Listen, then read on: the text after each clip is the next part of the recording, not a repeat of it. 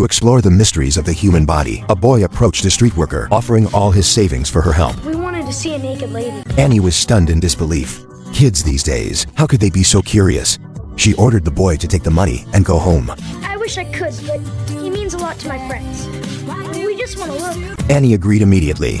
On the way to the hotel, the boys were full of anticipation.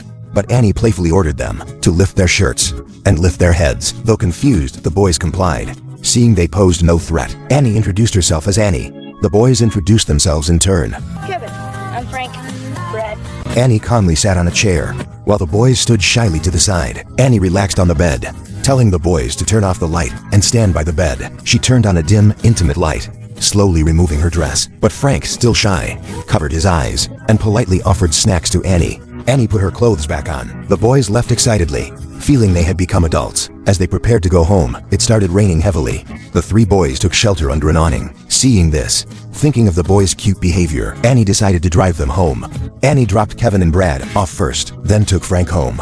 As she was about to leave, her car wouldn't start. Annie got out to check. Frank noticed her predicament and invited her into his home to call for help. As Frank described his family, a sound came from outside. It was Frank's father returning unexpectedly. Carl was shocked to see a woman in the house. Frank introduced her, saying Annie was his math teacher. Carl greeted Annie warmly. Frank explained his teacher drove him home, but her car broke down unexpectedly. Carl went outside to help fix the car. During this, Annie learned Carl was a single father. This gave Annie an idea. After handling her affairs in the city, she wanted to stay in this town. Seeing Annie had nowhere to stay, Frank arranged for her to stay in a small cabin. In daily life, Annie grew fond of the father and son. So one day, Annie wore a floral dress, waiting for Carl outside. Carl was drawn to Annie's gentle beauty. Their relationship deepened.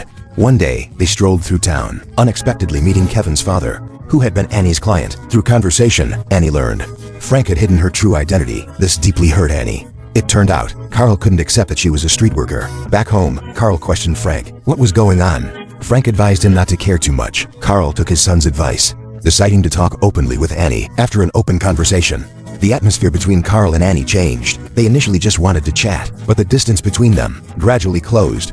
From then on, they began a genuine relationship. However, their peaceful life was soon disrupted. A close friend called to warn her old creditor was searching for her and had learned her whereabouts. Annie felt a growing unease, but couldn't bear to leave this happiness. At the town supermarket, Frank excitedly picked snacks with Annie. Suddenly, Annie's smile froze. The creditor appeared beside her. She stood frozen in fear. Fortunately, Frank spoke up, intervening and driving the creditor away. From then on, Annie lived in anxiety. She knew the creditor wouldn't give up. She could be in danger at any moment. To avoid harming Frank and Carl, Annie painfully wrote a note, planning to quietly head to the station to leave town.